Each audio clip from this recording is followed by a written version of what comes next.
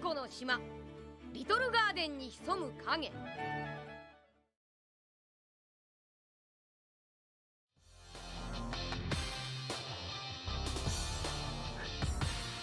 You're muted, but it's fine because I forgot to hit the record button, so I should redo the intro anyways.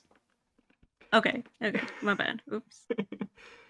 It's time we set forth on this grand adventure. Welcome back to the Pirate Odyssey, a One Piece discussion traversing through its anime adaptation using the perspectives of a longtime fan, myself, Sour Lemon, and a first-time viewer, my co-host CamCam. You never know what will be encountered in this great pirate era, and our next discovery is a prehistoric adventure on the island of Little Garden. So, I have to ask immediately if you have any initial thoughts on the arc of Little Garden. I did like it. It wasn't one of my favorites though, because like I did get the theme, but do I like the theme of this whole arc? No, it doesn't really relate to me, so I was just kind of like meh. But I do like dinosaurs.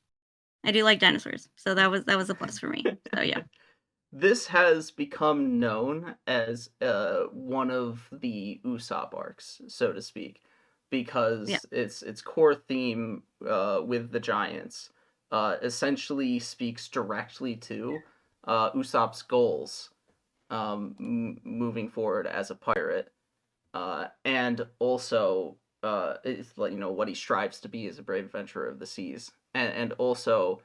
It had been speculated for a very, very long time after Little Garden that eventually we would be seeing the island of Elbaf in One Piece because of what occurs on this island and because of Usopp's relationship with the giants.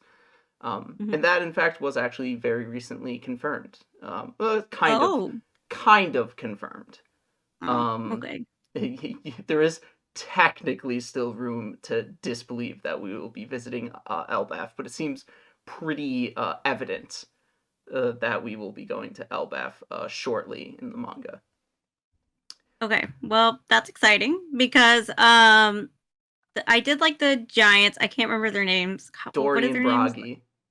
Yeah, like I did like them. I thought they were good characters and they were good examples of what honor is and what having values and honor and principles is like. Yeah, you just have none of those things. That's why you can't relate.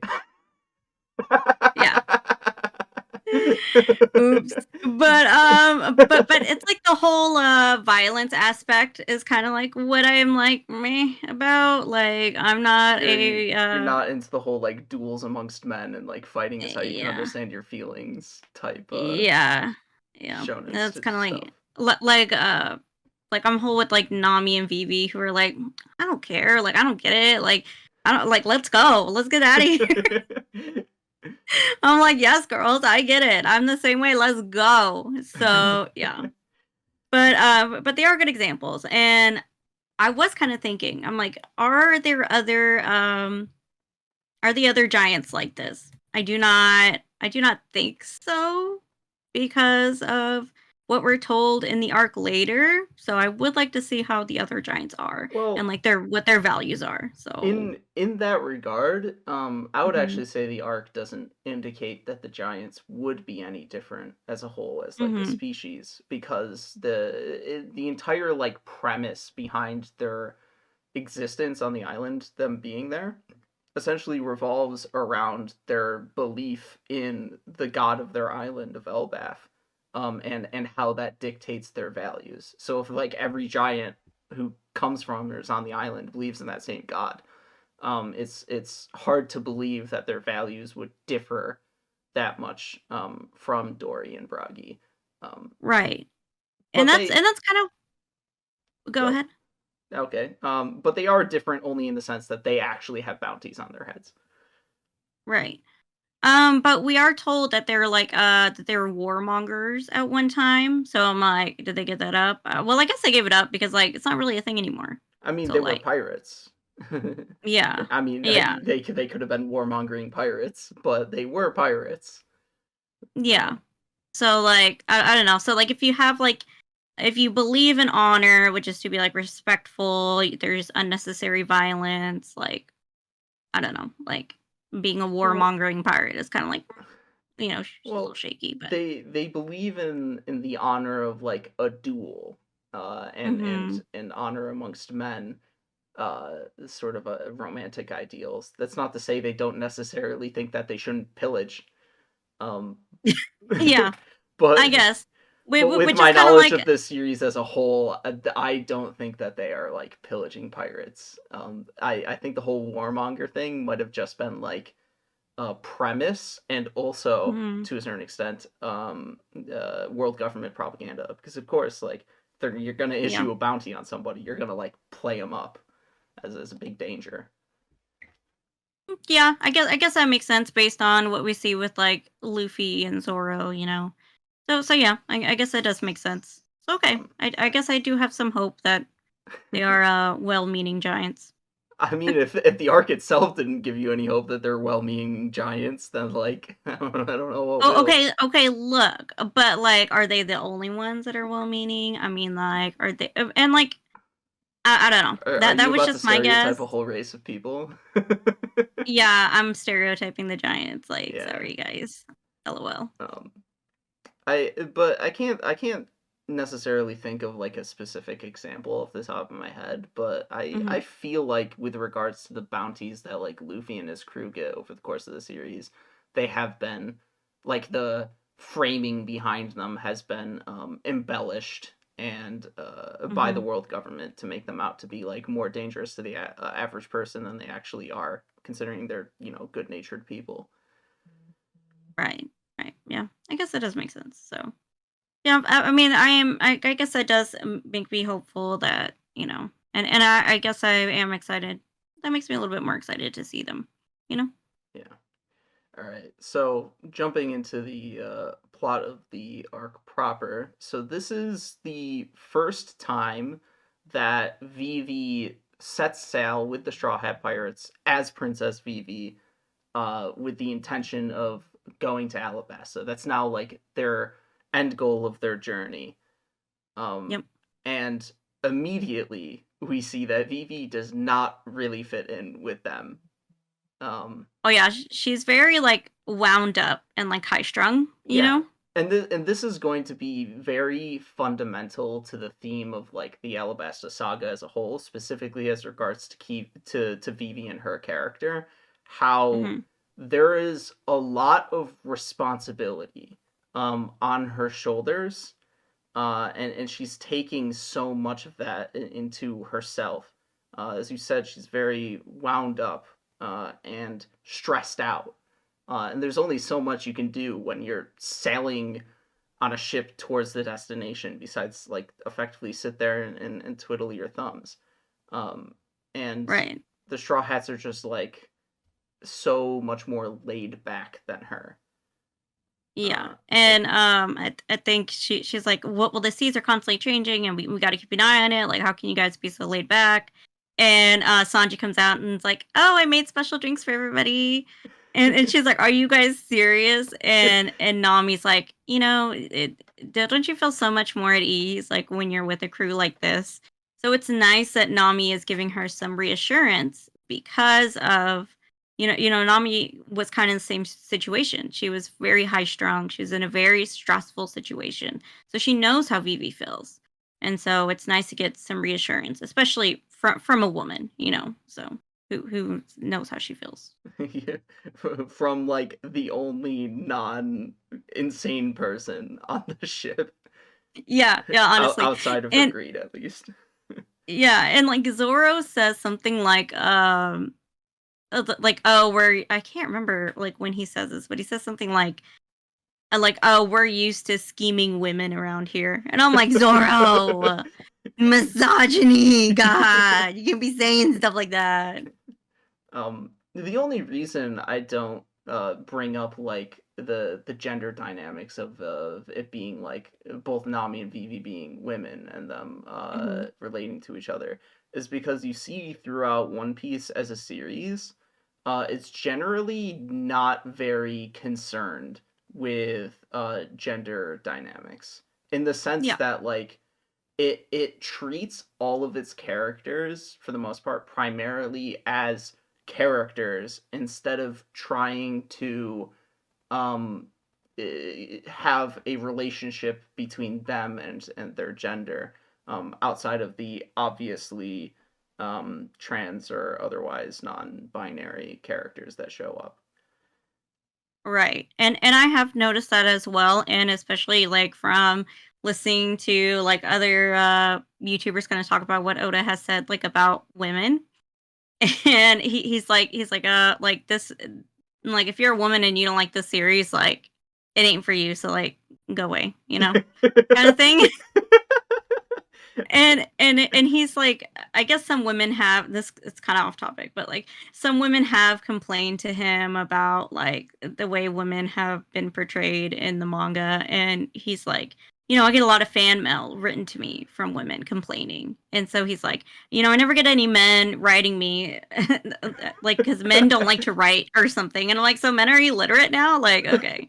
That's definitely not the reason why. It's because the men are just like generally like really cool in the series, or rather specifically in regards to Zoro and Sanji, since they're like the main character men, especially Zoro. He's like the man. Literally like the epitome of like a man's man, Yeah. Like what it seems like what a man would look up to. Of course, I'm not a man, like I don't really know, but like whatever. I mean, there are a lot of Zoro stands, so I don't think you have to know. Yeah, and of course, like a lot of women like love Zoro too, so like but I mean, there are, but yeah, like I've kind of noticed that like Oda's like like kind of just not interested in really participate, like I guess pleasing the female audience. So yeah, and so it makes sense. There are things to criticize about Mm-hmm. Oda's portrayal of women, specifically in how over the course of the series, especially the main character women, develop more and more of an hourglass figure instead of like a normalized woman appearance. Yeah, I think he said how he draws women is a stick with 2 circles on top. Which is not entirely inaccurate. Yeah, like that's a pretty accurate portrayal. So yeah. But there are also a significant amount of women throughout the series who have non ideal, quote unquote, body types. And I again, with the way I wouldn't necessarily say I would, at least from my perspective, I know I'm not a woman, I see it as him empowering women more than sexualizing them in the various outfits that he gives them, because they're treated so like normalized and standard throughout the series, and aside from like Sanji in specific, they're generally not like ogled for their bodies. Right. So whenever you see, say, Nami wearing less than a t-shirt and shorts, such as later on in this arc, it's not so much about it doesn't seem intent on being attractive first and foremost, so to speak. Yeah, that's not like the main focus, Yeah. It's not the main attention grabber. Yeah, it's not fan service in the way that other series do fan service, where it's like, oh, damn, that girl, she hot. Yeah. It kind of yeah, and I guess like kind of with American culture, we kind of have like a problem of like body standards, kind of body images, body image. Yeah. So I mean I don't know the way it is in Japan, but like in Europe, you can kind of like go to beaches, and like I've heard like that women can kind of dress like in bikinis and stuff, and like not really be noticed or like pay attention to. So that kind of like what it reminds me of, like in One Piece, So. My understanding of like real life social dynamics internationally is that in America, we have body image problems because of a significant amount of commercialization and advertisement surrounding essentially sex appeal, and effectively the phrase "sex sells," even though we have something along the lines of the highest percentage of obese people in our country due to a bunch of other problems that are not worth mentioning. In Japan, it's the reasons are not so much the same, but they, to my understanding, do engage in actual like social body shaming. Whereas in America, it's heavily revolved around like idealism and advertisement and whatnot. In Japan, if I'm not wrong, they actually do shame one another for having obese bodies and whatnot, except if you're a sumo wrestler. And then in Europe, I imagine in large part because they don't have similar problems in America that cause them to have like higher percentages of obese people. I imagine also in some climate might be related to this, but like they have topless beaches and stuff like that. So it's a lot more normalized for women and just people in general to just be like very laid back about showing themselves off.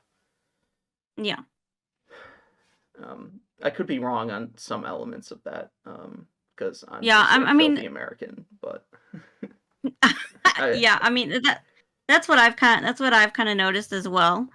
So or that's kind of like what I've heard based on friends and stuff. So so I mean I do like that these women in One Piece are like a people.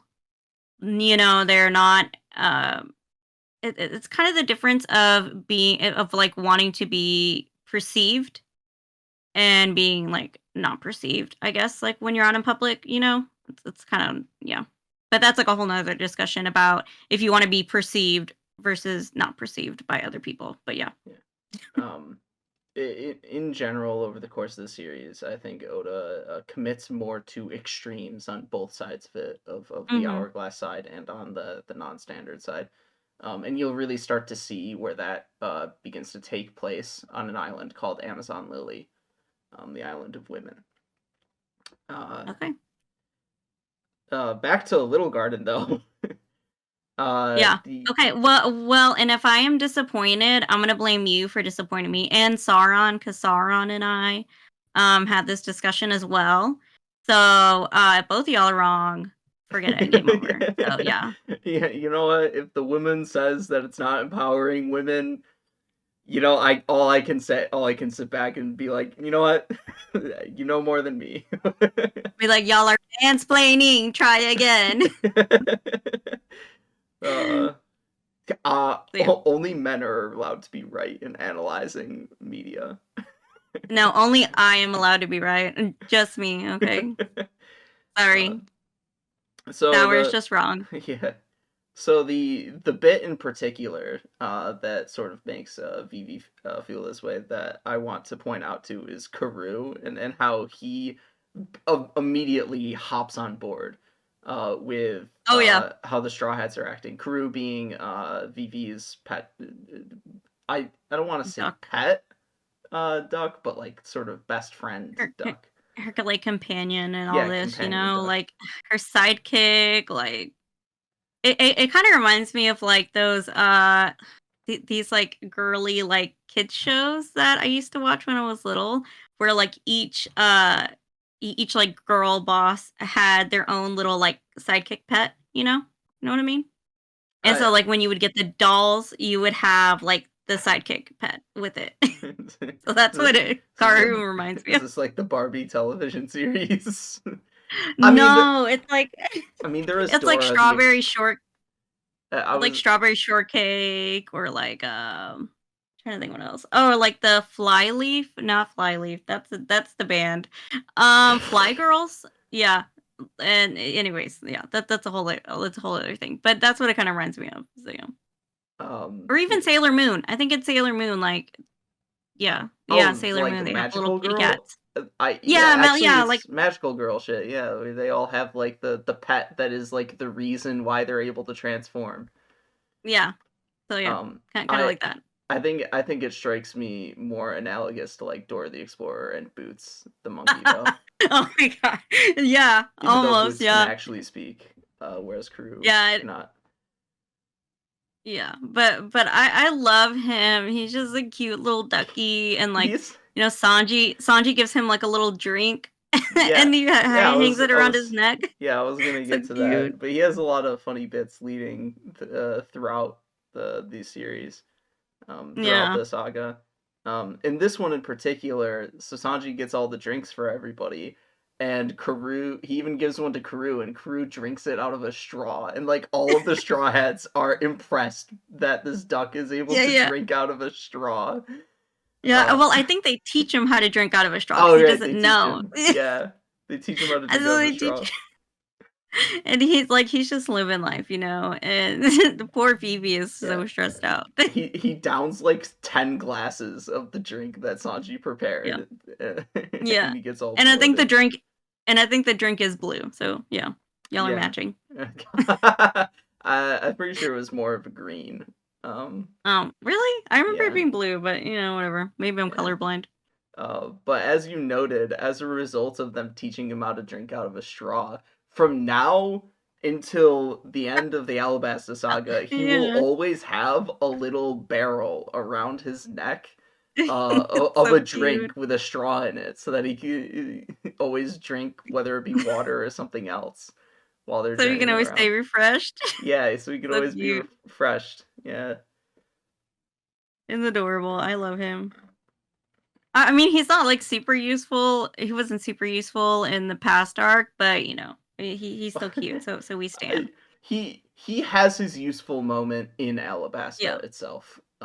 Yeah, definitely. Well, actually, he was useful in Little Garden as well. Yeah.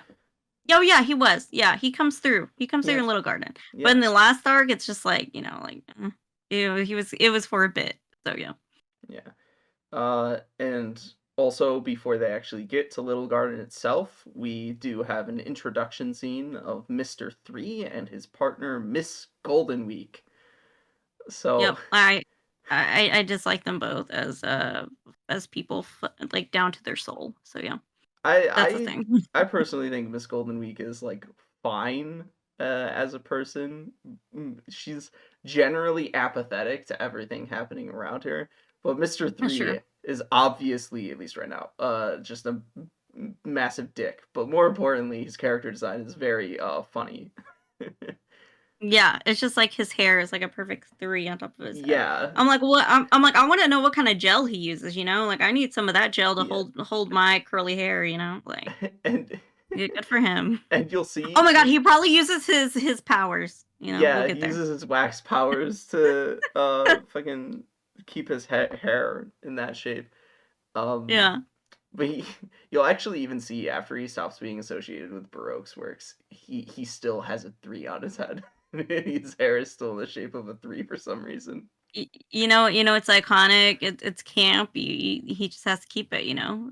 You have to wonder if before the Straw Hats fought him, while he was like making his way through the ranks of the organization, if he ever changed his hairstyle to match what number he was ranked at. Oh my god!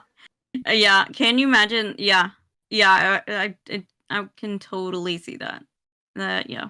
Good. I mean, good for him. It's very camp. You know, it's like his identity. Good for him. Yeah. Because like what was it, Miss what, the Kilo Fruit girl? Like she Valentine's Day. Yeah, Valentine's Day. Like I would expect her to have hearts. Like she has like lemons. Like why lemons? Yes, she has a lemon dress. Yeah, the partner people aren't wearing anything associated with their number, but the number people all have their number associated with them somewhere on their design or clothing. Yeah. And like Miss Golden Week, like what's Golden Week? What does that mean? It's a Japanese holiday. I forget what it's specifically about though. Mm-hmm. Oh, okay. But I remember it's one of the holidays that high schoolers get like a brief vacation for. Oh, okay. Okay, that makes sense. Because I was like, I've never heard of Golden Week before. So yeah. Okay. I can look it up on the side as we talk about this. Okay. So in this introduction scene, Mr. 3 and Miss Golden Week they seem to be on some sort of vacation. They're just chilling out, relaxing, musing about what they're doing in their organization, I guess. And Miss Golden Week spontaneously brings up that they got a letter from Crocodile like a week ago, giving them orders. And like, can you imagine like your boss send you a letter and you wait like you wait like a week to reply? Like, oof. yeah, so you immediately see that Mr. 3 is the more conniving and prudent of the two of them, whereas Miss Golden Week is very much so a lot more laid back and apathetic towards the things that are happening. Yeah. And because one thing Mr. 3 says, I'm just reading it from the manga. He just says about Mr. 5 was that he was an overambitious fool who didn't realize his own limitations. It takes hard work to possess the powers of evil. An overachiever who misuses them is just pathetic. So, it's just like, I guess what he's trying to say is that he uses his powers efficiently. Yeah, pretty much. And that you have to be conniving and use your brain whenever you're trying to accomplish your goal, basically.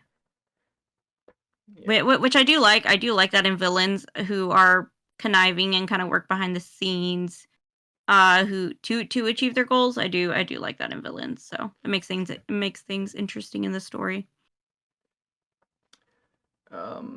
By the way, at least so far as the Wikipedia article is concerned, it seems like the purpose of Golden Week is effectively just like a consolidation of holidays that take place over the course of 9 or so days, I think.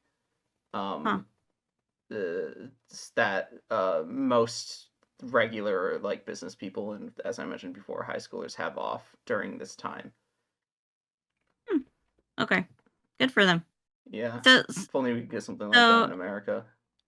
Maybe that's why she's so chill, because it's Golden Week, so she's just like chilling, Oh, maybe I never thought about that. Except I don't know if Miss Valentine's Day is like in love with anybody or anything. You know what? Let me have my my headcanon, okay? Okay.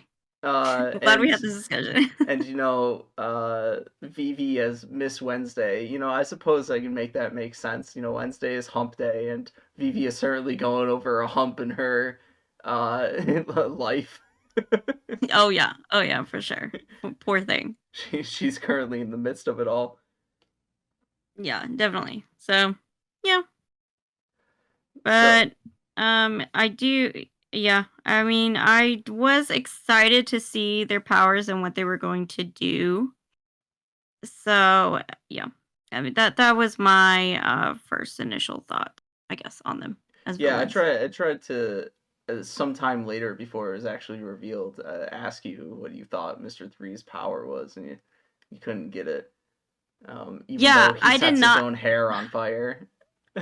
Yeah, I can't remember what I said. What I said his power was, but I was just like, these things, I'm not good at guessing. Like when people, it's like funny when like YouTubers are like, oh yeah, like I totally guess the ending, or like I totally guess the twist. I'm like, I can never do that. Like endings are a lot easier to guess than that kind of thing. Even twists, especially since most twists are done fairly poorly.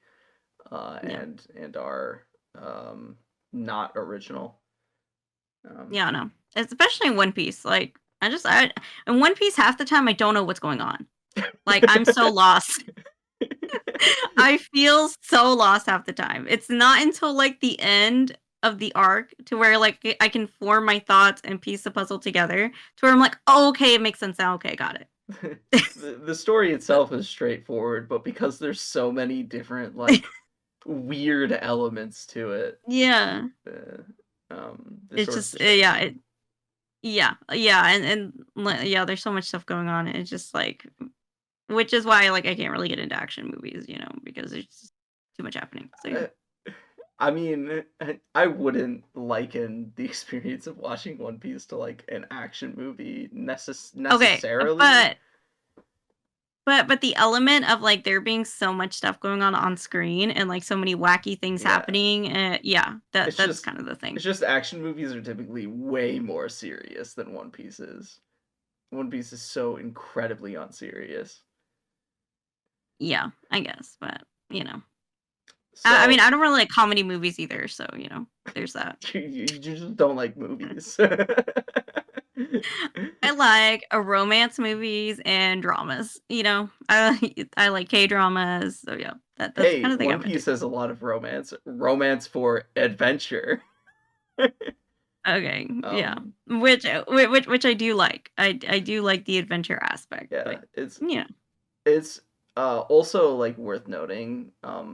Not that it's necessarily relevant to anything that happens here, but aside from Sanji, all of the Straw Hats are effectively asexual, because they all are interested in adventure over anything else, and despite the fact that they spend like literally weeks on end with just each other on their ship, there's like there's never presented to be any sort of like attraction or romantic tension between any of the characters, even between any of the Straw Hats and any of the like characters on islands, even except for Sanji, because it's a part of Sanji's character. Yeah. But the rest of them are effectively asexual. That I think Oda had said in an interview that like that's their thing, is like they don't want romance. It's like all about the adventure. Yeah, they're attracted to adventure. The romance, they're obsessed with the romance of adventure. And which specific components of it. Yeah, which like okay, I'm okay with. Like not every story needs to have romance in it. So yeah. Absolutely. I'm okay with that. I know some people like aren't okay with that. But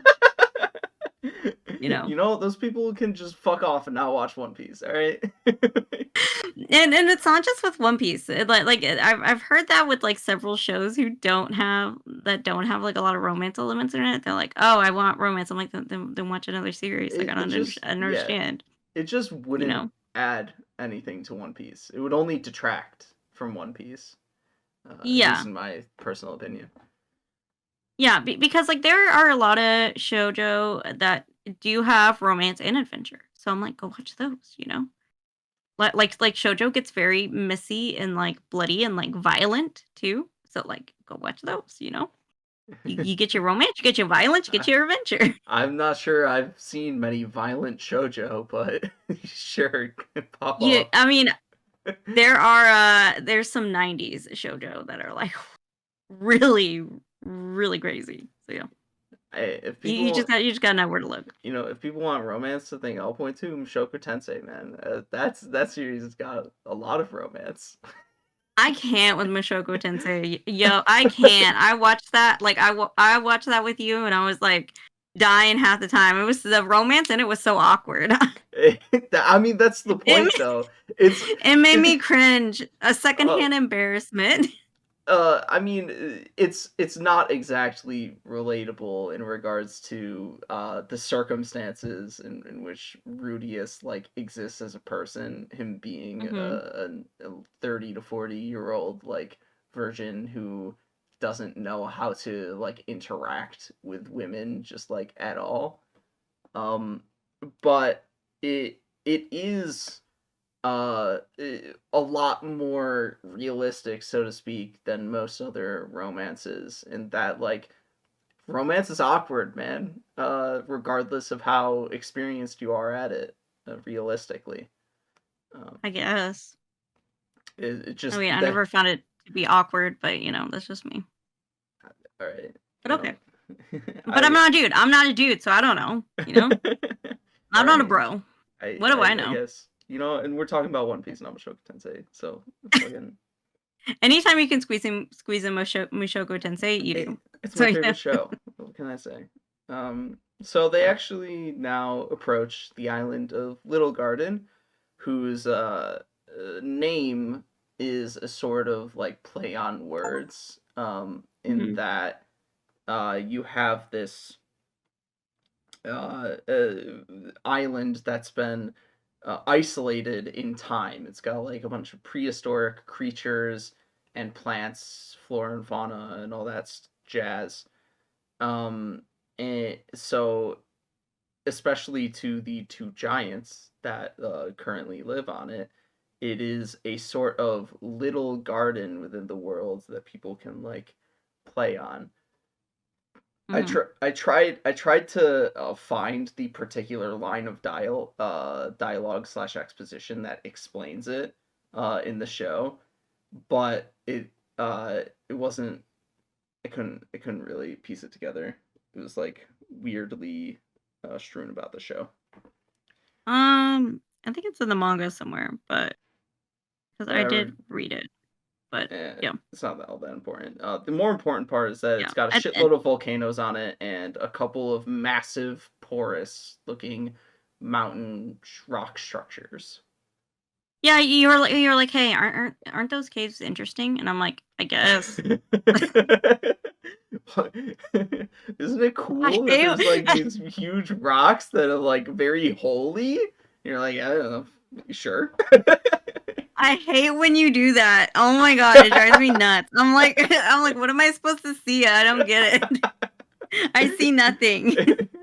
I mean, it's not so much for you to understand or to pick up on why it would be important in the moment, so much as so that when it does become important, you actually like understand what the series is demonstrating. Yeah. So you didn't like forget about it and you're like, wait, what the fuck was that line of dialogue about? Yeah, and I still do. and you're like, remember when I told you about this? And I'm like, ... Oh. So dumb. You know what? I try really hard, okay? Like we're really trying out here. Yeah. But yeah. And so, of course, upon seeing this island, Luffy gets really excited about the possibility for adventure. So he asks Sanji to pack him a pirate lunch so that he can go and explore the island. Which means no vegetables. No vegetables. It's all meat, no vegetables. Pirates don't eat vegetables. Of course not. Like, who needs veggies, you know? Especially not Luffy. When will Luffy get scurvy? Yeah, never. Like, Luffy gets scurvy? Nah. Definitely not. Now I'm just thinking about, because of that scurvy scene, how they like attempt to walk it off immediately, only like vomit up blood. When they go up to Sky Island, they're told like, oh, the lower amount of oxygen in the atmosphere makes it harder for people to move it on. And they're like, oh yeah, that makes sense. Oh, I think I'm adjusted to it now. just immediately. Yeah, and they're like, oh yeah, it is kind of hard to breathe. And I'm like, oh my god, didn't seem like it, but okay. Just like freaking monsters over here. Like, not even like Nami and Usopp, like, we're having trouble breathing, you know? Like, okay. They just walk it off. Yeah. Oh yeah, and they like when they first get to Little Garden, they were like, oh look, a dolphin, and the dolphin's like freaking ginormous. It's huge, you know. It's like bigger than the boat, I think. And then they oh, that was the thing that they used the splash from to propel themselves, right? I was like, it was like demonstrating to Vivi they get serious when they need to. Yeah. Even though they're so laid back most of the time. Yeah. Oh, and so Nami, she's I found it. Nami's like looking for, because Nami's like, oh, I've read up this island's familiar, like I've read about it in a book before. Yeah, and all it says is like, to its inhabitants, this island truly is a little garden. Therefore, let us call it Little Garden, Land of Giants. I swear I thought there was more to it than that, but Yeah. I guess not. And the book is by Bragg. The book is called Bragman. Well, And it's the name of the book doesn't matter. It's like a quote from an yeah. adventurer within like the, I guess, canon of One Piece, even though you never a single time meet an explorer. Never hear it again. Yeah, who gives a fuck? Yeah, but Vivi gives like exposition. She like says she talks about it's so hard to travel on the Grand Line. Some islands are isolated, so they develop their own unique culture. Others have stayed uncharted. Da da da. So that's the exposition she gives, and then Nami just reads the book and just says that. So yeah. I thought there was more to it than that, but nope, that's it. But almost surprisingly, Vivi decides to go with Luffy, and the reason is because she, after having been told, like, these are some laid back people, you have a lot in your mind, or whatever, she realizes, maybe I should take some time to get my mind off of things. Even though this island is clearly very fucking dangerous with dinosaurs everywhere. Yeah. They see like I guess what's supposed to be like a velociraptor. So they clearly know like, oh, dinosaur. like and Luffy's like, oh, is that a lizard? Yeah. And so and I think Usopp says something like, she's really brave. And I can't remember if it's Sanji or Nami says like, yeah, she has to be like she infiltrated like a violent like organization, she infiltrated a criminal bounty hunting organization. Yeah, she's gotta have some kahunas. Yeah, so she's very tough and resilient, and she's willing to, put herself in danger if need be, So I did like that about her in this moment. Yeah. And Zoro also decides to head out.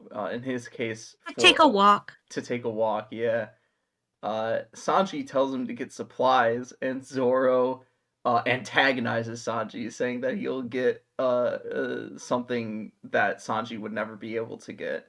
And this leads to a conflict between the two, where they have a competition to see who can bag the biggest piece of meat, biggest dinosaur, effectively. Yeah, and I think they say like, oh, who could grab the more kilos, and we're gonna wait in kilos. I think you mean tons. Yeah, no, first it was kilos, and then they said tons. Yeah, Sanji says kilos, and Zoro says tons. Oh, okay. Because he's like, I'm gonna get something that's way so heavy that you don't even measure it in kilos. Oh yeah, that's right. It's just like so silly.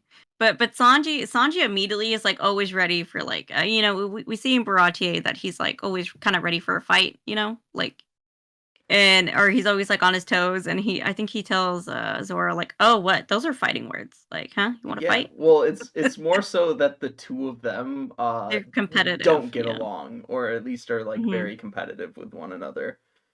Yeah. And so it's like it's pretty cute, to see them be so competitive with each other. And I think Nami's like, oh, there they go too, like what are we gonna do, Yeah, so that leaves Nami and Usopp on the ship, and they're like freaking out because they're weak, and there's dinosaurs everywhere. And who should show up in front of them to freak them out even more, aside from a giant. Literally a giant. Yes, that is their species, giants. What do you think of like the existence of a species of giants in the series? I do think it makes sense, and we are in the Grand Line, and so it makes sense for something like that to be possible. And I do like that they are like super silly and funny.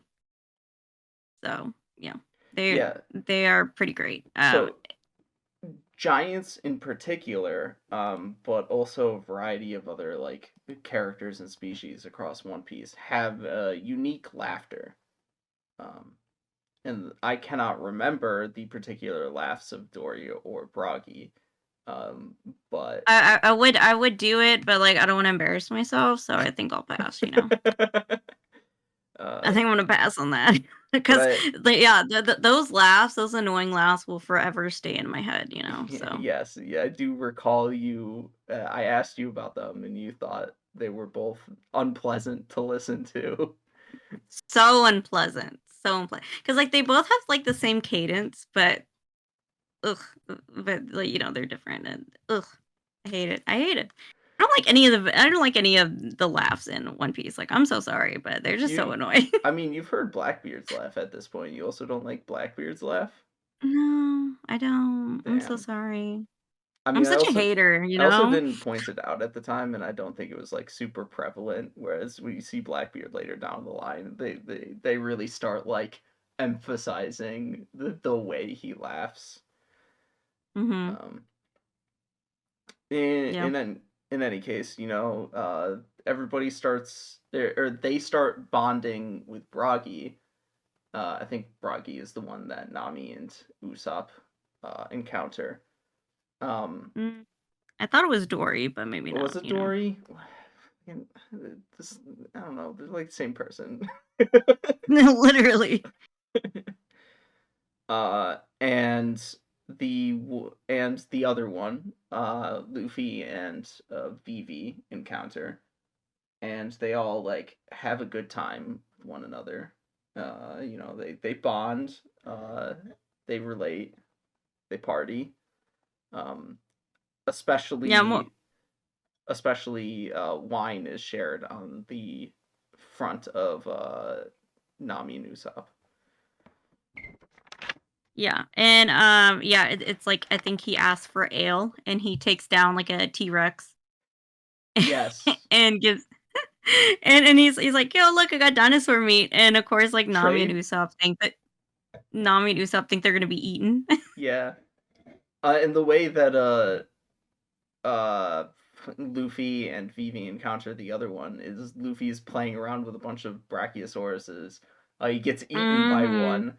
And the guy, because I think it's like a mama and baby, right? Yeah, he gets eaten by like the biggest one, the oldest one presumably. And the other one slices its head off.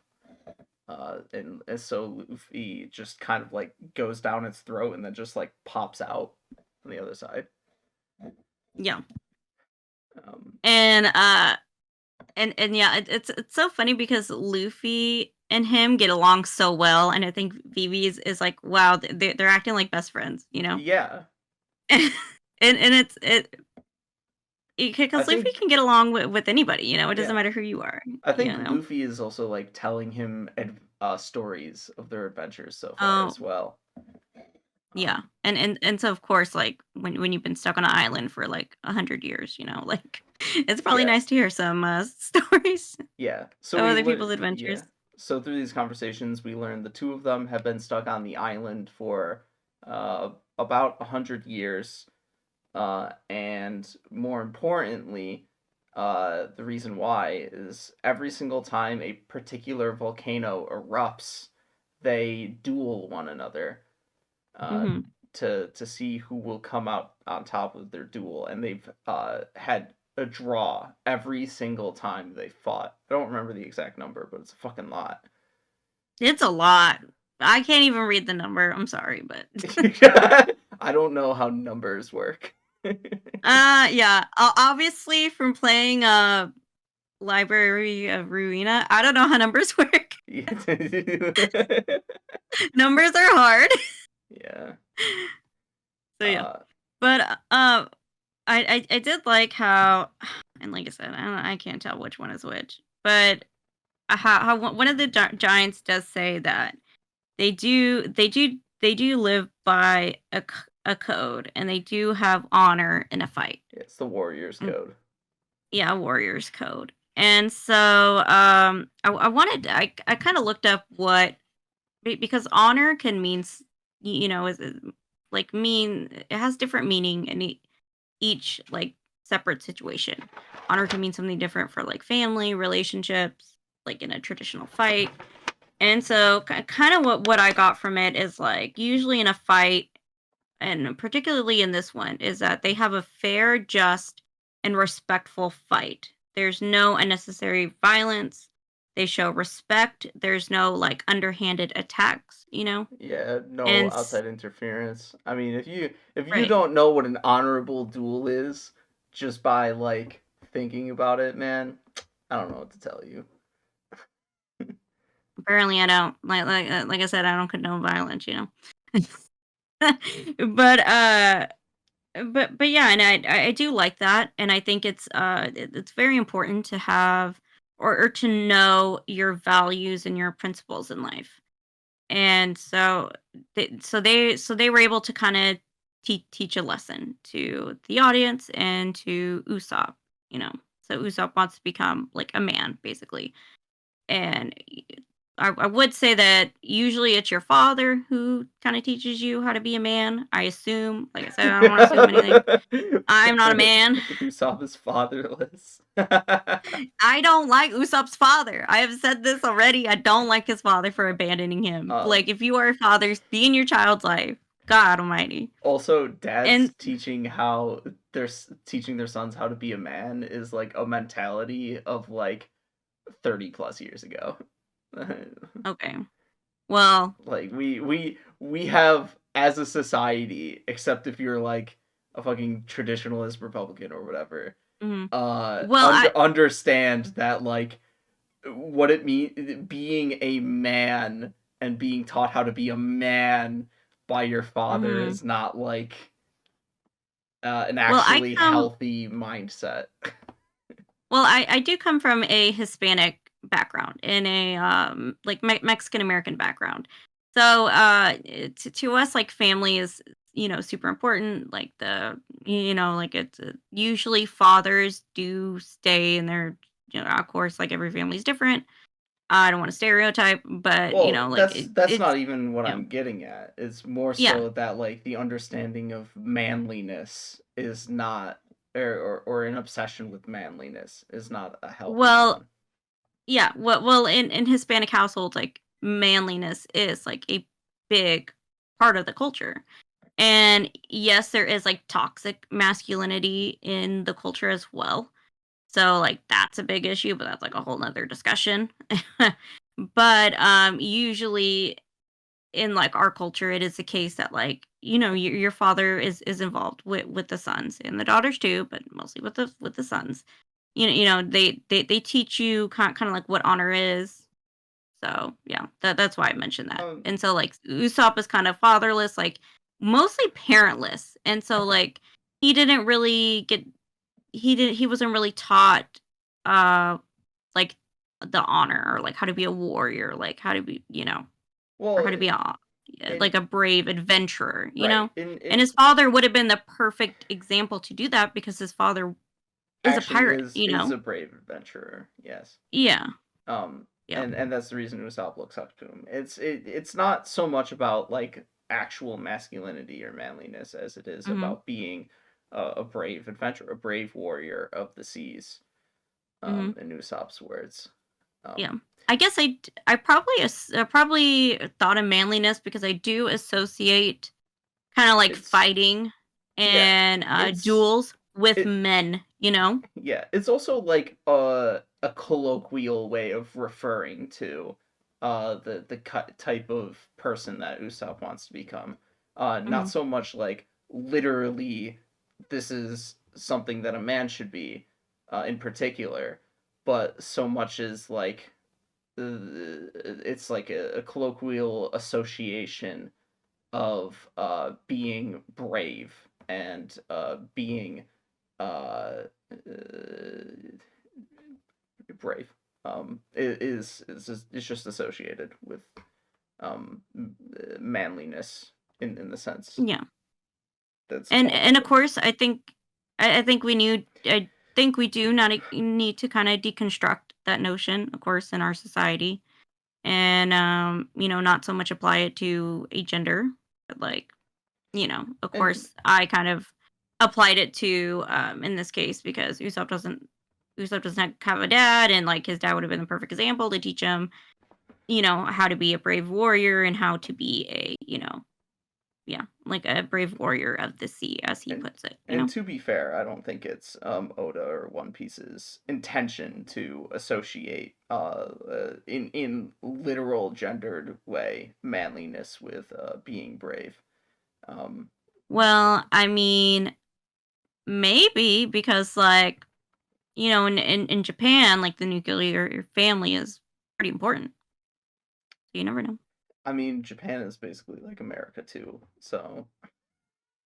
So you never know. It could just be unconscious like bias. Yeah. So that's something to think about. Just saying. I also tried thinking about it, but I don't think I can't recall there being like an actually explicitly misogynistic character in One Piece. Besides Zoro? Yes, besides. There you go. Well, Zoro's just discriminatory in general. He's Look, he's a misogynistic machismo, like he's also racist, so he's a mess. Like, send him away, Before we move on to the plot itself, I did forget to mention one thing, and that's that Vivi refers to Zoro as Mr. Bushido because of his attire and fighting style. Oh yeah. I just think it's very comical. Yeah, and of course, like, it's not in the manga because, like, whatever, like, she just calls him translation by name in manga. Or it's a translation thing. Damn. Yeah. So that's kind of fucking Viz Media. Their One Piece. God. Their One Piece localization has sucked for its entire runtime. Zolo. I can't believe they call him Zolo. Who is Zolo? I don't know that man. Yeah, we don't know him. Zolo. Every single time they say Zolo in the series, I'm like, who? Yeah, it's so dumb. And you've been using it for so long, you have to keep it. Whatever. Oh, it's so fucking silly. Yeah. But also I do like the notion that our God protects the one who is right and lets him live. And like our God decides the manner, And so like I know you're an atheist and you're probably gonna hate this, but usually people like this is just like a survey that's been done and like studies that have been done. And it's not biased because I did check my sources, okay? I have to clarify. I need to clarify, okay? I mean, you did recently receive an accusation that you only look at sources that confirm your bias. Yes, so I just need a blanket statement, okay, guys? That usually religious people tend to like be happier, and that religious people tend to have stronger morals and values. Or they, so that's just a thing to know. I mean, I have issues with that type of framing because it's true, but like your happiness in that case is stemming from your ignorance. And you're using religion as an outlet to like explain everything away for you, so that's why you're more easily contented by it. And also, what was the other thing? The moral character. It's because it's like you're just following what a book is telling you to do, and you're so like adherent to what that particular book or this particular community is telling you to behave, instead of trying to adapt to society and like treat people normally and like figuring things out in a way that is better for everybody. Instead, you're just like adhering to a strict code. And that strict code often involves repression. So even though you have like a stronger moral character, your morals is literally repressing freedom. So it's like, right. Get the fuck out of here. And so I do I do think you do have to constantly ask yourself why. You have to constantly break down your beliefs and your values and your principles and ask why until if you you are stumbled at one of your why questions, you need to go back and do some soul searching, you know. And so and when we do see later in this arc that you know that they are hit at this point where their morals and their values are kind of questioned, like their belief in God is kind of questioned. This is actually the story of how Dorian Broggy became atheists. A little bit, yeah. I mean, I don't think that's actually true because they still believe in the god of Elbaf at the end of it. But just the reason that I brought up that survey is because, like, you know, they do have a belief in a higher power, and so they do have you know, their morals and their principles kind of figured out already. They are called into question later in the arc, so you know. Yeah. So yeah, I just thought that was an interesting parallel. Honestly. So what then happens after all of this setup is Mr. 3, he knows that Dorian Broggy are worth 100 million each. He's, I believe, been ordered to capture Vivi, who is being protected by Luffy, who is worth 30 million. And so he concocts a plot to debilitate one of the giants while pinning the blame on Luffy and the Straw Hats, so that he can then easily capture the second giant, and to sort of get several things done at once, so that he can capture all of them and rack in a big paycheck. Yeah, pretty much. And I think they're gonna split it like 30% or something like that. I can't remember. I don't remember the split. I don't think it fucking matters. Yeah. They never get the money anyways, obviously. Yeah, so losers. Yeah, so he wraps in Mr. 5 and Miss Valentine's Day, the two fucking scrubs who can't fight adequately on their own merits, into the plot. And he straight up tells them, like, you guys are losers. And he's right. Yeah. But they are competent at one thing, and that's Mr. 5 putting his boogers into a vat of wine. I don't know. I don't remember if that's actually how he did it. But I can't. Yeah. Maybe he's spitting it. I never want to hear about boogers ever again. You know, like after hearing about Hotboy Spicy like picking his nose live, like and then Mr. 5's booger bombs, like I just can't, you know, I'm all boogered out. Luffy being forced to drink his own booger after he tried to put it in Zoro's drink. And I don't get the booger humor, bro. Mr. 5 flicking his boogers at people. And like I think even iSpeed like picks his boogers live. I'm like, y'all gotta stop doing that, bro. I can't. Yeah. So I'm just boogered out, you know. Like yeah, I'm sick of boogers. Let me just do it right now, you know. No, I can't. I will literally just like log off, turn my computer off. We're done, you know. So Mr. But oh my god, yeah, this was just oh yeah, and then he builds like that wax home. Or the wax. That's like the home base of Mr. 3. It's a little like cubic wax little house to hang out in. And the dinosaur breaks his teeth on it. Yeah, the wax is real hard, man. Yeah, and you were like, I wonder what that is. I was like, what is it? Ice? I don't know. I wonder what material that is. I was like, it's ice? Wow. But yeah. So his plot is to get Mr. 5 to turn a vat of wine into explosives, So that Dory, I'm pretty sure, the one with the long straight beard is Dory. When he drinks it, it explodes inside his gut, that is so severely cruel. severely injuring him. Because the wine came from the Straw Hat ship, he blames Luffy, who's there at the time. Yep. They get into a fight. But after it's sort of cleared up through the fight, the volcano erupts.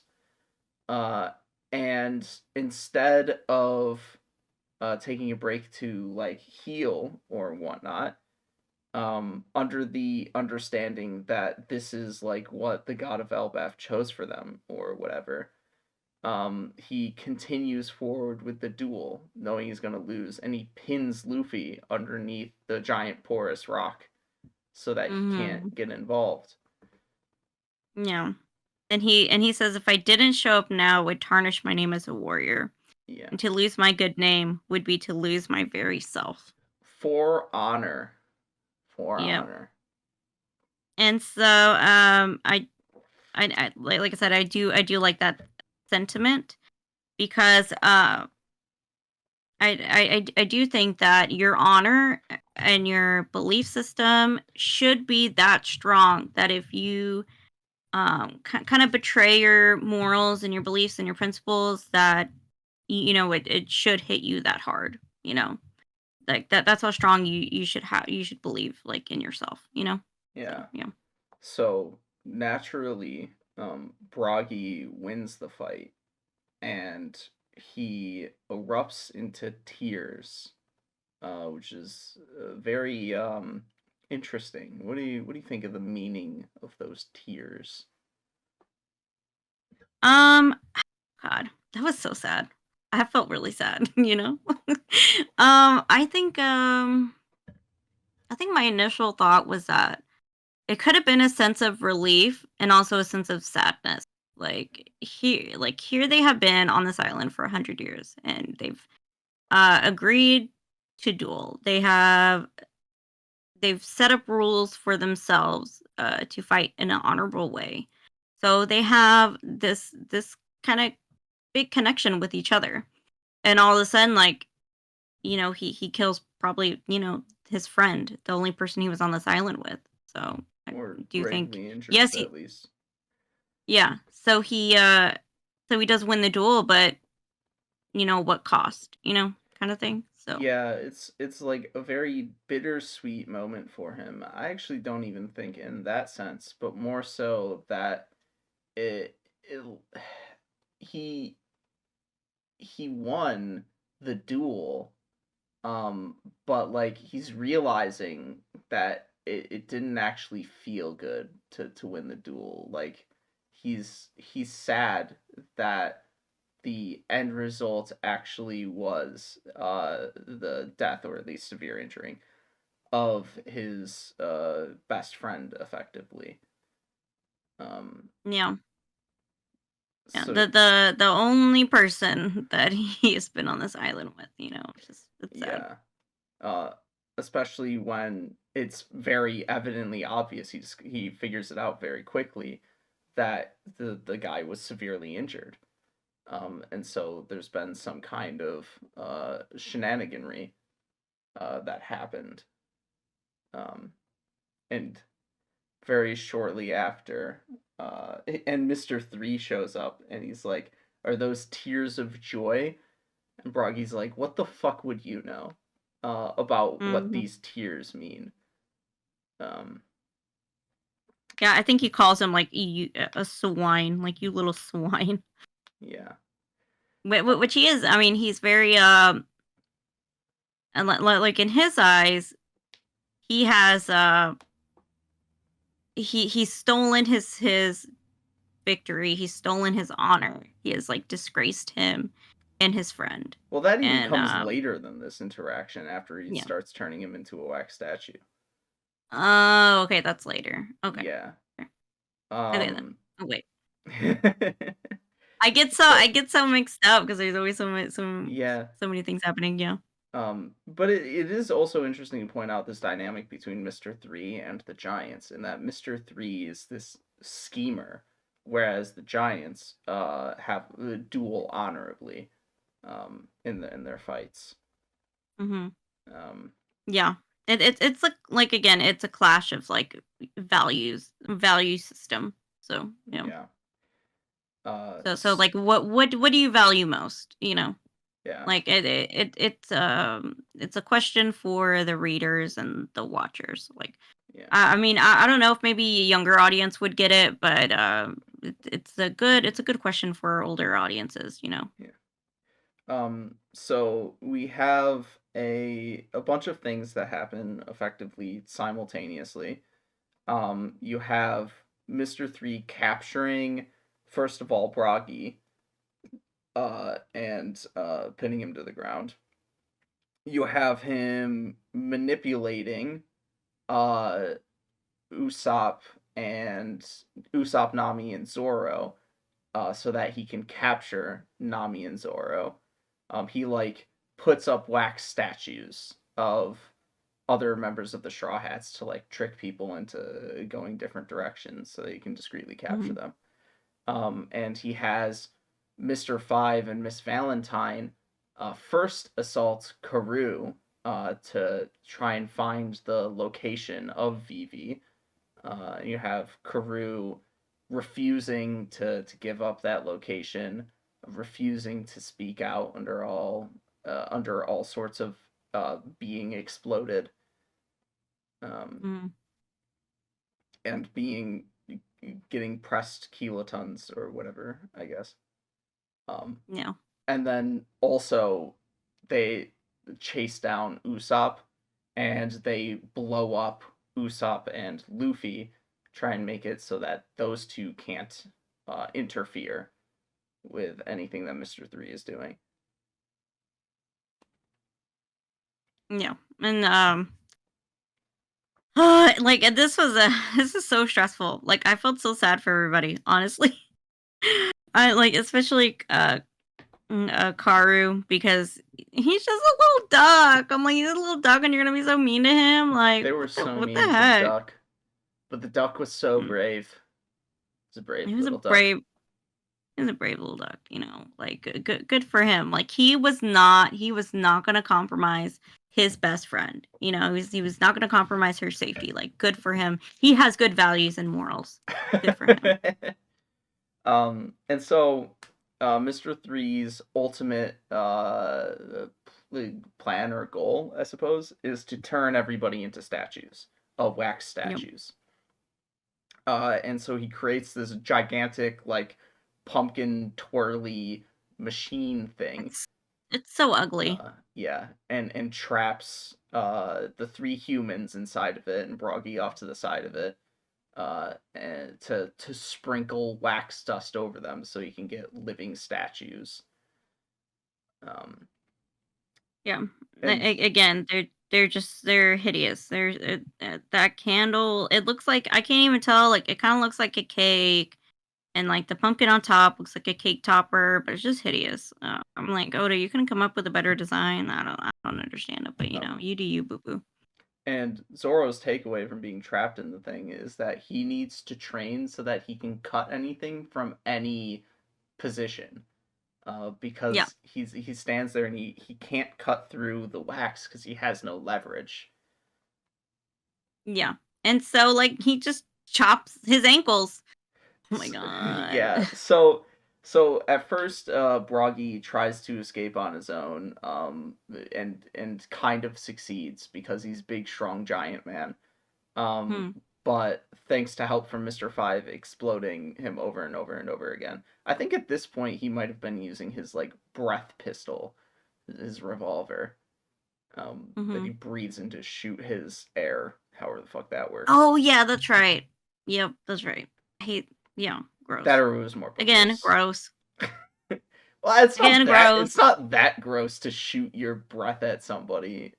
Ew, his breath probably freaking stinks. It does probably smell like gunpowder. Yeah, nasty.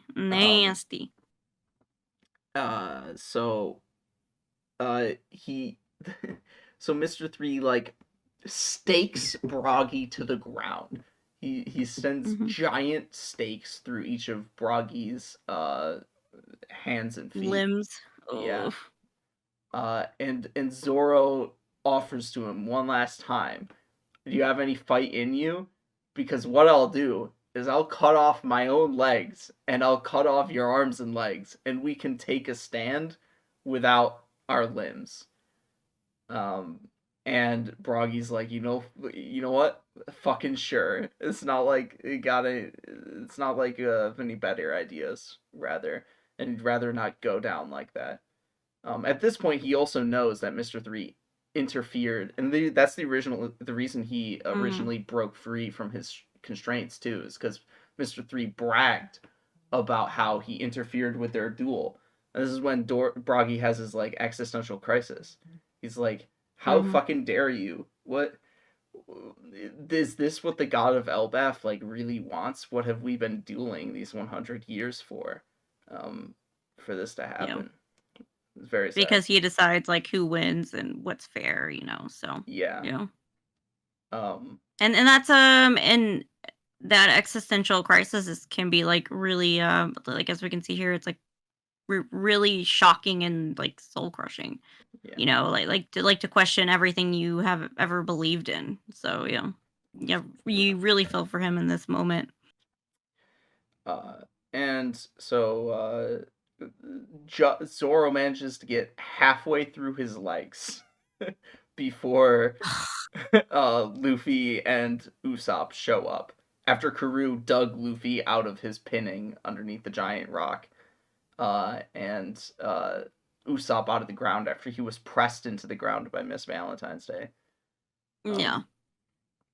The three of them, Karoo, Luffy, and Usopp, show up to save the day after Zoro's halfway through his legs. Yeah, pretty much.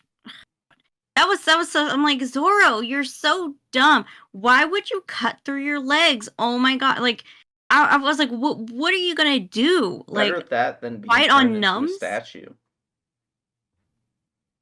I don't know. Like, it's just I hated it. I hated the idea. Like, Zoro stresses me out. Like he just like he's just kind of impulsive. I don't know. Like he's like I say, he stresses me out. He constantly puts himself deliberately into situations where he has to suffer grievous wounds, and you see him develop scars over his body over the course of his adventure because he's just such a cool guy. He gets all the scars. Yeah, his from this. Yeah, with little tiny stitches. Yeah. You rarely see them because he's usually wearing pants, but they are there. Nope. And one thing that I did like, I guess it's when what is it, like Brogy? I think it's no Dory. Broggy. When Dory is Dory. Yeah, when he's pinned down, the one that won the duel. Broggy. Is that his name? Broggy. No, See? I think Broggy is the one that won the duel. Okay, Broggy. See, like whatever. Giant 1, Giant 2. Can we just go with that? So yeah, whenever he's talking to Mr. 3, he said like, you know nothing of duels and honor. You can never understand why I cried. He is a proud warrior who chose to fight despite his injuries. How could I shame him by refusing him battle? Yeah. And he said he was willing to suffer, so in order to fight. How could I dishonor him by showing him mercy? So again, he knows him so well, and he knows his belief system so well that he knows that he knows what he would have wanted. He doesn't want any. He doesn't want him to show any pity. So how could he do that? So I did like that. Yes. About their fight, that they do know each other so well. So we get effectively one last funny moment during the fighting. It's not really the last funny moment because everything that happens with Miss Golden Week is kind of comical. But Zoro decides, since they're all being turned into wax statue and they like stop being able to move after a certain point, that he's going to strike a pose. Because if they don't manage to make it out of it alive, at least his statue will be cool looking. You know what? I would have done the same thing. Like, that's the best way to go. Like, at least look cool doing it, you know? Good for him. Nami's like freaking out while he's like, I'm just gonna hold my sword in front of me. and even like poor Vivi, like they're both like coughing because like, you know, the fire's going, and so the like wax all the particles are in their lungs. And Zora's just like, da-da-da-da-da. Like, again, Zoro, what are you doing? It's very laid back. So stressful, my dude. So Mr. 3 attempts to capture Luffy as well, but Luffy uses the candle lock that he puts on his legs to bust up the a portion of the big wax machine, but instead it just makes things worse, I guess. Oh yeah. I'm like, oh yay, they're finally out, and then it gets worse, and I'm like, oh no. Yeah. And it effectively turns into a fight of Luffy against Miss Golden Week at first, and Usopp and Karoo against Mr. 5 and Miss Valentine's Day. And which it's a bit of a struggle, but the Miss Golden Week portion of it is pretty comical because her devil fruit power, I suppose, revolves around her ability to turn colors of paint into like emotions, or physical manifestations of things, so to speak. Yeah, like she can slap a color on Luffy, right? And like Luffy will act a certain way. Is that how it would go? So at first what happens is she paints some black onto the ground, and that makes him traitorous. Everything that his friends tell him to do, he does the opposite. Then she slaps some yellow onto his clothes, and that makes him laugh like really, really hard. And he can't do anything. I forget how, but eventually his vest, his trademark red vest, gets burned to a crisp. And Miss Golden Week starts using red, which is bullfight red, which draws all of his attacks to the red spot. And then she paints him with tranquil green, which makes him sit there and have tea with her. Yeah, it's so odd. Like, I don't know. I wasn't really I didn't really like her power system, I guess. I was just kind of like, I don't know. It wasn't very exciting, I guess. I mean, the most useful thing about her power is that she paints Mr. 3's wax to make it look cooler. Yeah! Oh my god, I forgot about that. Yeah. That was pretty cool, but like... It's the entire reason why they were able to trick people with the wax to get Zoro and Nami, is they painted wax figurines. She painted Mr. 3's wax to make it look like the Straw Hats.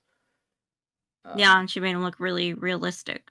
Yeah, and eventually Mr. 3 puts on like a gigantic wax like fighting suit thing that's like really hard. Yeah. And she paints color onto that as well.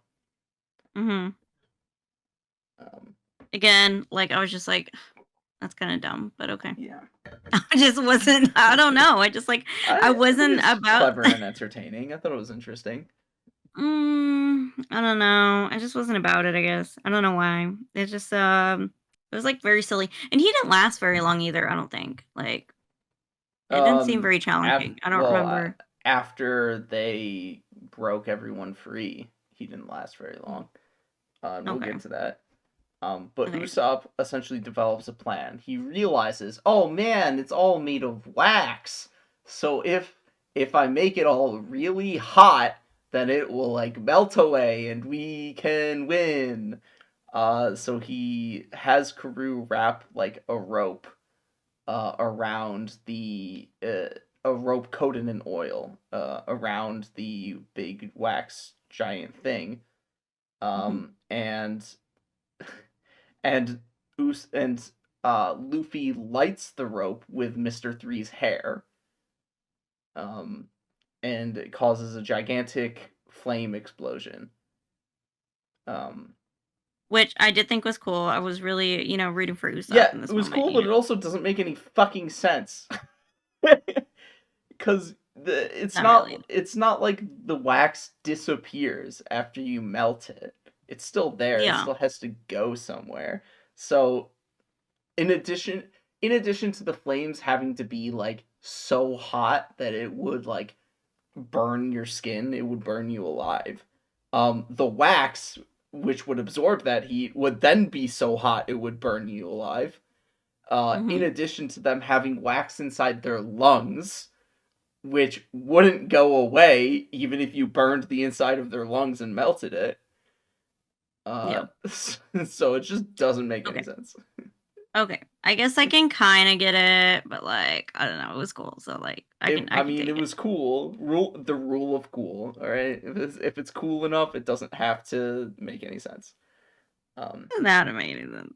Yeah, and so this flame eruption causes Nami to be shirtless, which, in addition to her, being attractive, there is actually a point to it. And it really turns the tides of the battle. But more importantly, something very cool or clever or interesting happens with Usopp in particular. Because in the beginning of the fight, he slingshotted one of his little balls. It was an explosion ball at Mr. Was the 5. Pepper sauce? No, in a moment. Was it? But the the first thing he slingshot is the special attack explosion star, or whatever it's called, which Mr. 5 just eats because he's an explosion man. So he doesn't have to worry about explosions. So what Usopp does later is he says that he's firing one of his explosion stars, but he actually fired a Tabasco one, which causes Mr. 5 to eat it, and then he breathes fire. So Usopp's a trickster. That's how he wins his fights, even though he didn't actually win that fight, because Zoro came in and with his flaming onigiri and did his cool Zoro stuff. Hey, he helped, and he did a good job. Usopp was a good boy, okay? I mean, so, Usopp did save them. He did save their lives. Okay, he's a good boy, so I'm gonna say he won, okay? So, yeah, Usopp takes the win. He takes the W, okay? Yeah. And in all this commotion, Mr. 3 and Miss Golden Week decide to run away. And Luffy chases after them, and he tries to trick Luffy by making a bunch of statues of himself to like confuse him, be like, oh, which one's the real me? I totally forgot this happened. And then Luffy just kicks the real one out of a hunch. He says it's a hunch. Yeah. Luffy is a great judge of character, so good for him. Yeah, he just knows.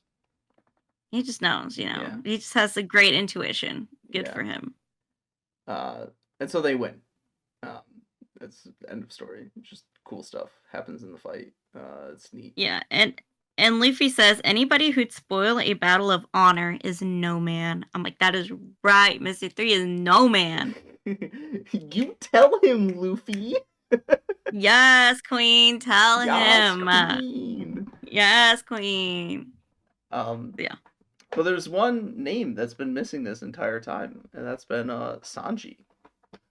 Oh yeah, I forgot about Sanji. What have you been doing, Sanji? Sanji's been just wandering around, and what happens? But he stumbles upon Mr. 3's little cubicle hideout. And good for him. And what should happen while he's there but the Den Mushi, the transponder snail, starts a ringing. And in the manga, it's called a telephone snail. Yeah, that's because of it's fucking Viz Media. A transponder snail, I believe, is the generally used term. Yeah. But the Japanese term is, of course, Denden Mushi. Yeah. So, and who's at the other end but Mr. Zero himself, the Croco Man. Mr. Crocodile. Yeah. And he picks up the phone and he says, "You've so called funny. the damn restaurant. What's your order?" Oh, so dumb. Love it. We love a good prank call, you know? Yeah. We love a good... And my thing is, like, Mr. Crocodile just, like, answers like normal. I would have gotten sus vibes immediately and just hung up, you know? I mean, that just goes to show what Crocodile thinks of Mr. 3. He just thinks he's an idiot. Doesn't know anything. Well, he knows that Mr. 3 is like a trickster. Yeah. Also, you know. But I'm like, you don't recognize Mr. 3's voice? Like, what's happening? You know. That is the other thing. You'll see throughout the series, the transponder snails physically take on characteristics of the ones speaking on the other end. Yeah. So, you know, realistically, Crocodile should have noticed. But, you know, Crocodile, even though he's a criminal mastermind, you know, a bit of a fucking dumbass. He's especially a dumbass because Sanji tricks him into thinking that the Straw Hats have been taken out. Yeah. Which I'm like, good for Sanji, man. Sanji coming through, bro.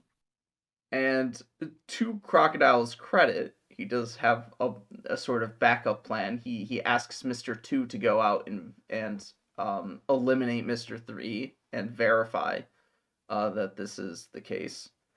But you know, things happen, and Mr. 2 never encounters Mr. 3. And which is very lucky. Yeah. The most important part, though, is that Crocodile thinks that the Straw Hats and Vivi are no longer a threat. Because Sanji is a cool, clever guy. Yep, which gives him some time, you know? Yeah. And in the midst of that, the Unluckies, the Otter and the Vulture, come in their pajamas. Yeah. They were supposed to deliver an Eternal Pose to Alabasta, to Mr. 3, and Sanji kills them. I don't actually, you know, who knows if they're actually dead. Yeah, Sanji just straight up, you know, kicks his leg back and what? Yeah. But more importantly, he gets the Eternal Pose. And this is important because in order to set the log for Little Garden, it takes a full year. And they do not have a year to shit. They do not have a year to shit around doing nothing. Yeah, no, because like what are you gonna do for like a whole year, you know? And because Vivi's like, we need to get there like quickly, you know. Well, there's two elements to that, and that's they were initially told by Miss All Sunday that like people don't tend to make it past Little Garden, and that's because the island is dangerous and you have to be there for an entire year. They could definitely make it for the entire year, although Luffy would definitely get like irritable. But the more important part is that like there's shit going down, and they can't sit there and spend a year waiting for the log to set in order to go to the next island. Yeah, and then we have Dory. Yeah, and Dory said people don't even like last very long on this island, so yeah. But all's well that ends well, because Sanji saves the day by finding an Eternal Pose. Stealing it, rather. Yep, thank God. Good for him. So we also learn that the giants had fought each other for the same reason that Zoro and Sanji were initially fighting when they got on the island as well. They had both bagged game. I think in this case it was Sea Kings. and a little girl asked them which one of them bagged bigger game, and they couldn't decide. They started arguing amongst themselves, and so they got into a duel. And so it went unresolved for 100 years, effectively because they didn't have a Nami on their crew to set them straight. To like knock them in the head and be like, shut up, get shut over the fuck up and get on the ship. Yeah, which I'm just like, even more so, like, oh my god, like, I don't get it. Men are terrible. You know, just throw them all in a pit somewhere. God. Yep. And so they, with the Eternal pose, in their pocket. Yeah, because doesn't who was it? Sorry, just let me interrupt you. Like Zoro bags like a what, a Stegosaurus, I think, and Sanji like it's like a T-Rex or something. Triceratops at one point. Triceratops. They bag a few different things, but the Triceratops one sticks out with Zoro because Zoro's like, oh, you use 3 sword style too. Oh yeah, that's right. That's dumb. So dumb. Yeah, that's right. He's so cute. So, yeah, but I can't remember what Sanji got, but yeah. And then they were like, of course, measuring it and arguing about it. Like, ugh.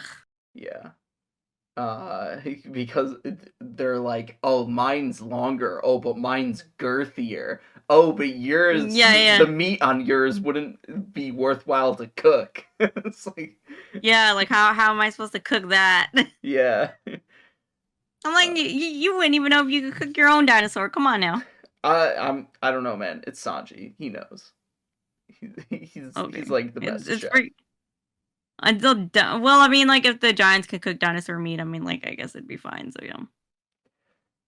I'm not sure the giants like bother, but cooking it as well as Sanji would. Yeah, well, sometimes I wonder cooking it all they would do is just grill it over a big Spitfire, probably. I don't know. Like in the anime, it looked pretty good. So you know. Well, yes. I mean, meat looks delicious so long as it is cooked. I mean, meat just generally looks delicious as long as it's cooked. I don't know. Not all meat. Okay, that might be your opinion, but like, not all meat. I don't know. I had some chicken earlier today, and it was a bit spicy, but it was good. Questionable, but okay. We'll have to see how it looks. We'll have to see how you cooked it. Well, I already ate it, so you don't get to see. Oh, bummer. In any case, the cool thing about like the duel or the reveal that they were fighting over the size of the game that they bagged is not just because there was a parallel between Zoro and Sanji, but also because, as it turns out, the gigantic porous rocks on the island were actually the skeletons of the Sea Kings that they had killed. They're freaking huge. Yeah, they spanned the entire island. Because they were some strong ass giants, man. They bagged some big game. Yeah, good for them. And the man, and just like perfect skeletons. And then, like I was for sure it was just like some cave because like just like a regular cave. But then when like the reveal, I was like, oh, I was like so surprised and shocked. That was the most shocking part of the episode, was that they were Sea Kings. Not the giant goldfish? No, not the giant goldfish. Because that is the other thing that happens as the finale to the arc is they leave, and Dorian Broggy tell them, just go straight. No matter what happens, just go straight. And so Luffy, they're all just like eating crackers as they're sailing along when this gigantic fuck off goldfish appears out of nowhere and swallows them whole. And meanwhile, as they approach it and after they get eaten by it, half of them are like freaking out. And meanwhile, Luffy's sitting there like, you want the last cracker? Yeah, of course, just having a great time, good old time. And of course, this goldfish is actually in part a reference to Seer Village, when Usopp was telling his fake stories about a giant goldfish that shits out islands. This is the actual real goldfish that shits out islands. Yep. So even though he didn't actually go there, it does exist. It does exist. And now he can talk about how it was killed by 2 giants that he met. Like, can you imagine the stories, like, he's gonna tell her? I hope he, like, sees her again. I don't remember if he told me, but, like, yeah. Well, I mean, we're still in the midst of One Piece, so of course he hasn't gone back to see Kaya yet. So disappointing, so disappointing. He'll probably go back to see her when the series ends, or something to that effect. But like, do we get a peek of her? Something? Oh yeah. Anything? Generally speaking, all of the major characters, especially as they pertain to personal relationships with Straw Hats, you get cutaways to whenever bounties update, because that's effectively when they get updates for what the Straw Hats are doing. Oh, okay. Okay, good. Okay, good. Because I love Kaya. We stand Kaya. She's great. She's a goddess. I don't remember if that happens with the 100 million berry update. Actually, now that I think about it. Yeah, no, it doesn't. Maybe it happens. Maybe it happens after Skypiea. It better. I want to see Kaya. I want to see them again. Okay. Okay, that's all I want. Okay. Yeah. And I like that the giants, they say, may good fortune accompany you. Yes. Such a good send-off. Yeah. So they kill the goldfish with the last swing of each of their weapons. This is something I wanted to mention. Forgot. Oh, yeah. It's really cool about their designs, is that you actually, like, do see the wear and tear on their equipment from having been used for 100 years consecutively, and they talk about how it's, like, falling apart. And so they take their last swings, destroying these weapons in the process, and send out giant fuck-off beams of blue and red to bore a gigantic hole in the goldfish. Yeah, and I think that's why, like, the slash she gave didn't kill him. Because, like, the weapon was so worn down that, it wasn't, like... Oh, yeah, they did say that. The reason why he didn't die is because the weapon was worn down. Yeah. And also, I do mention the blue and red because Dorian Broggy were known as the Blue Ogre and the Red Ogre. Oh. And it's also kind of a reference to a Japanese folktale about a pair of ogres, but also it's not really a reference because it's not thematically the same as that story. But just naming wise, inspired story. Okay. But that's pretty cool. I didn't know that. Or if I might have forgotten about it. But yeah. That's all I have to say though. Yep. I think I've said all I wanted to say. I think my last, like I said, I think it's really important to develop your own values, morals, and principles, and, like, your own code of honor in life. So if you haven't yet, I think you really need to do some introspection and think about it. So because it will guide you through life, and don't let God tell you what to do. Be an atheist. Okay, well, I am a Christian, so there's you Fuck do the have Abrahamic God.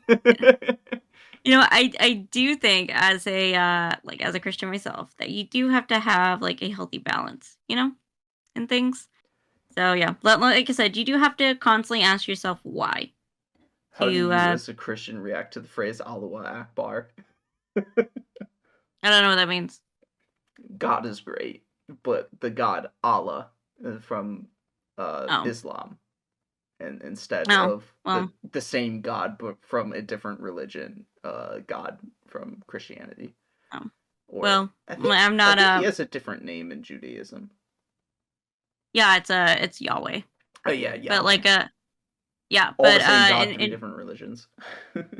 Yeah, that's why it's like Abrahamic religions, you know? Yeah, Abrahamic religions, Abrahamic God. Allahu Akbar! Okay. But yeah, I'm not hostile towards any religion. You can be any religion you want, you know? Like, as long as you're a good person and you have your own set of values that and like moral and ethics, like I think that's okay. Yeah. Freedom of religion, except if you are in the Republican Party and then you want theologic United States of America. Yeah, I do think that you shouldn't you should not what is it? Like take people's freedom away. Like I strongly believe in free will. So I think it's so very does One Piece. And with that said, next time on the Pirate Odyssey, we're going to travel to the very emotionally intense island of snow, Drum Island. Let's go! I'm so excited. See you next week, or, you know, if you watch on YouTube, whenever that fucking episode comes out.